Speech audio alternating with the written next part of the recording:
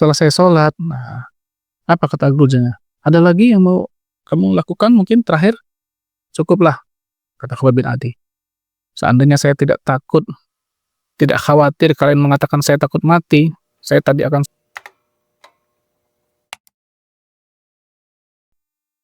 Assalamualaikum warahmatullahi wabarakatuh. Alhamdulillah wassalatu wassalamu ala Rasulillah wa ala alihi wa sahbihi wa man walah. Amma ba'd. Ikhwana fiddin asyhadakumullah. Sekitar 20 tahun yang lalu ya, ketika toko buku ayah saya di Terminal Kota Metro itu masih eksis ya.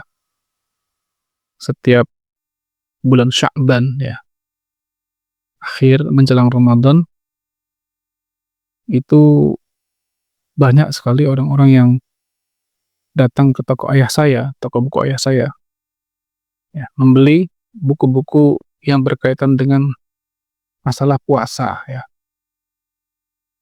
atau masalah Ramadan, atau masalah tarawih, pokoknya seputar masalah Ramadan lah, masalah puasa. Ya. Pada masa itu saya ingat sekali salah satu buku yang istilahnya bestseller ya, paling laku, itu adalah buku Sifatus Shaumun Nabi SAW, sifat puasa Nabi SAW, karangan Syekh Salim Al-Hilali dan Syekh Ali Hasan Al-Halabi rahimahumullah ya. Ini dua orang ini adalah ulama besar, muridnya Syekh Muhammad Nasruddin Albani rahimahullah. Nah, itu mungkin istilahnya kalau di toko saya taruh 100 eksemplar aja ya habis tuh pastinya. Ada juga buku-buku lain karangan Profesor Dr. Hasbi As-Siddiqi ya, ulama besar dari Aceh ya.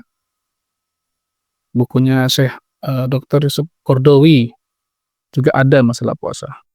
Ya. Jadi pada masa itu Pak, orang-orang itu ketika mau masuk bulan Ramadan itu benar-benar mereka mempersiapkan ilmu mereka dengan sebaik-baiknya gitu.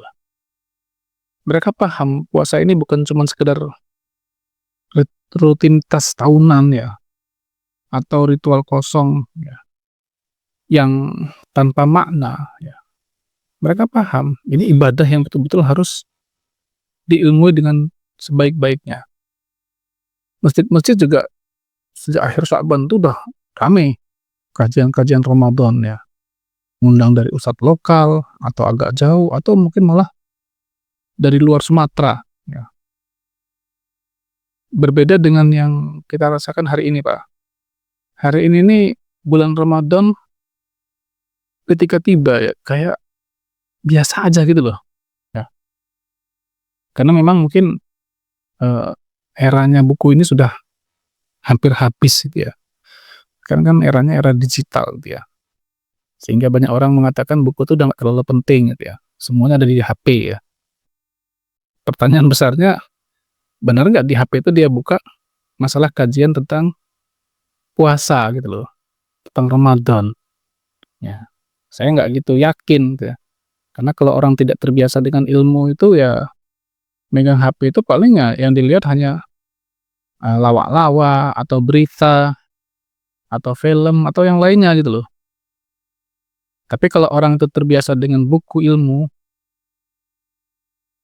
dia nggak cukup dengan buku itu, atau kayak ada yang kurang, baru dia nyari di HP mungkin ya kan, nah, dia cari lagi lebih dalam. Tapi kalau awalnya aja udah nggak suka baca buku, dia megang HP, dia mau nyari ilmu. Ilmu apa yang dia cari? Wong dia nggak ngerti ilmu kan ya. Apa yang mau dia dia ambil informasi, dia nggak ngerti apa-apa. Nah, perkenankanlah pada kesempatan ini kami ingin membahas ya dua hal yang sangat penting ya, agar bagaimana sih caranya ya kita itu menjadikan Ramadan ini ya Ramadan yang sebaik-baiknya, Ramadan terindah dalam hidup kita, Ramadan yang paling berkesan, yang gak akan pernah terlupakan. paling tidak ada 2 cara nih akan menjadikan Ramadan kita ini sebagai Ramadan terbaik ya, Ramadan paling berkesan.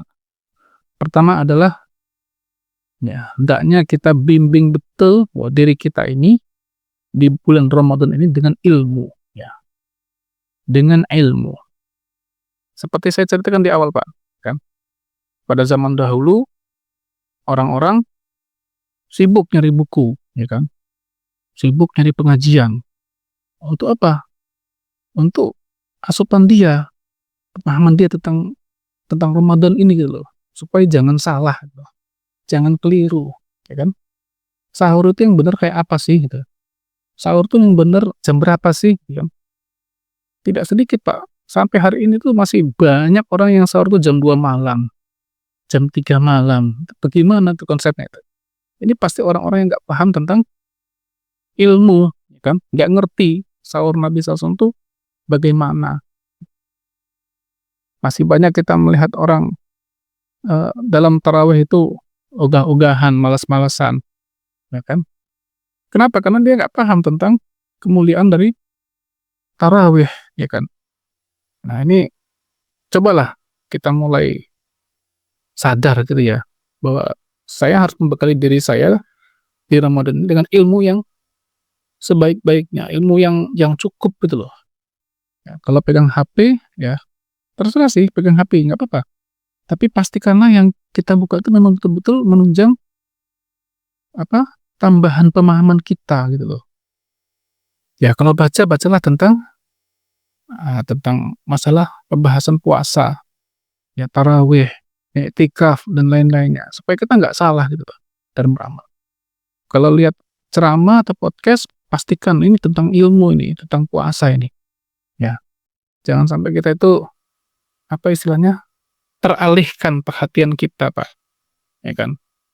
Puasa malah istilahnya malah sibuknya dengan konten-konten yang nggak ada isi ilmunya, ya, nggak ada edukasinya, ya terus kita nambah apa nanti? Ya, maka Ramadan itu bisa jadi Ramadan yang hampa gitu loh, yang sia-sia. Kita nggak bisa menghayati dengan baik. Kenapa? Karena kita nggak ada ilmunya, nggak ngerti sama sekali kayak apa sih puasa itu sebenarnya gitu loh. Yang kedua, ikhwan fillah saudarakumullah, ya cobalah kita latihan untuk membayangkan seandainya gitu ya. Jangan-jangan ini Ramadan terakhir kita. Kita kan pernah mungkin dengar cerita, Pak. Ada orang yang divonis oleh dokter, umur kamu tinggal 1 bulan lagi ya. Umur kamu tinggal 2 bulan lagi. Kira-kira orang yang sudah divonis kayak gitu, Pak, apa yang akan dia lakukan? Kan?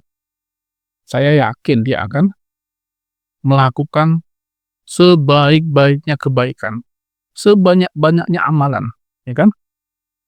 Dia akan sholat sebagus-bagusnya, baca Quran sebanyak-banyaknya, sedekah sebanyak-banyaknya, ya kan?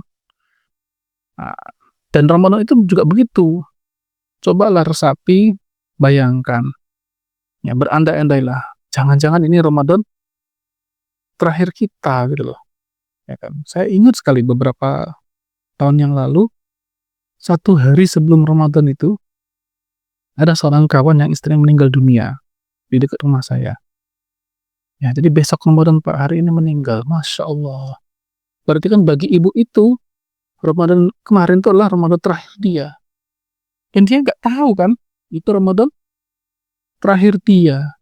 Kalau dia tahu itu Ramadan terakhir dia, udah pasti dia akan ya beribadah dengan sebaik-baiknya, sebanyak-banyaknya, sholat sekhusyuk-khusyuknya.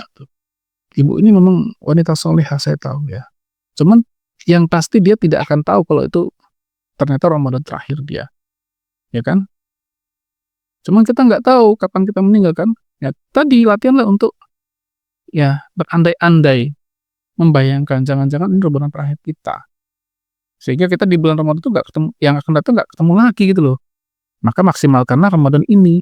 Ya, ada kisah yang bagus, Pak, tentang sahabat Nabi SAW, Khubayb bin Adi radhiyallahu anhu, yang ditangkap orang-orang Quraisy, ya kemudian dia disalib, disiksa, ya dipukulin, dihajar, sampai ditanya sama Al-Ghazounya itu, "Mau nggak kamu seandainya Muhammad itu menggantikan kedudukanmu, ya, kamu bisa lepas dan Muhammad yang berada di tempatmu ini."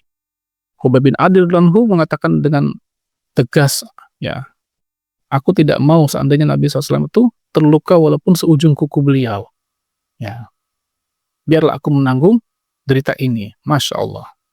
Ya. Jadi dia tidak mau digantikan posisinya ya dengan Nabi SAW walaupun dia bisa bebas. Begitu cintanya kepada Nabi SAW. Ya udah, akhirnya kan yang nggak bisa ditawar, nggak bisa dinego, harus dibunuh. Tapi Al-Ghazounya masih kasihan. "Kalau kamu punya permintaan terakhir, saya kabulkan." Maka Khubayb bin Adi radhiyallahu anhu mengatakan, "Kalau Anda berkenan, izinkanlah saya sholat 2 rakaat saja." "Oh iya, boleh," itu. Dilepas ikatannya, sholatlah Khubayb bin Adi ini dengan sholat 2 rakaat yang ringan. Selesai sholat, nah, apa kata Al-Ghazounya? "Ada lagi yang mau kamu lakukan mungkin terakhir?" "Cukuplah," kata Khubayb bin Adi.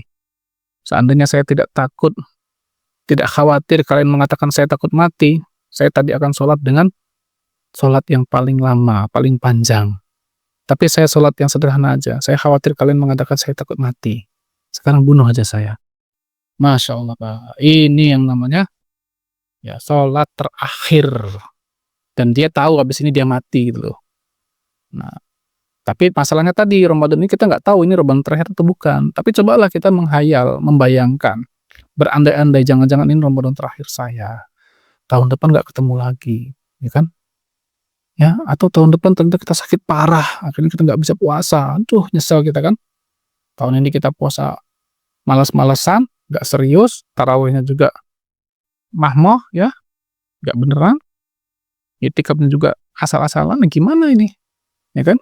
Maka Nabi SAW itu Pak, dalam suatu hadis itu kan pernah bersabda, "Shollu sholata muwaddi'."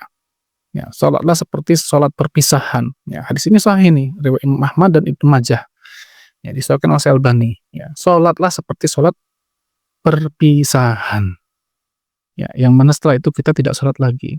Ramadanlah, berpuasalah dengan puasa perpisahan. Seakan-akan ini Ramadan terakhir kita. Kita puasa dengan sebenar-benarnya. Bukan cuma nahan lapar, haus, bukan cuma menahan hubungan suami istri, tapi juga menahan amarah, menahan emosi, menahan lisan kita dari ngomongin orang, menahan semua anggota tubuh ini dari hal-hal yang bisa merusak puasa kita. Masya Allah. Kalau itu bisa kita lakukan Pak, ya insya Allah ini jadi Ramadan yang terbaik dan terindah dalam hidup kita.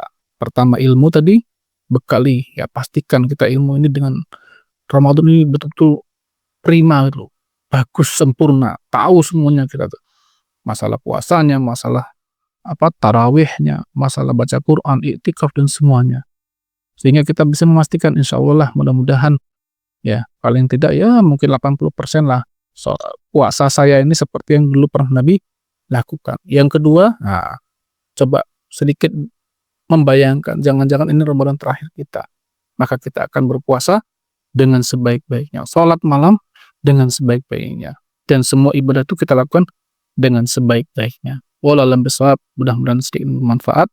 Lebih kurang mohon maaf. Barakallahu fikum. Assalamualaikum warahmatullahi wabarakatuh.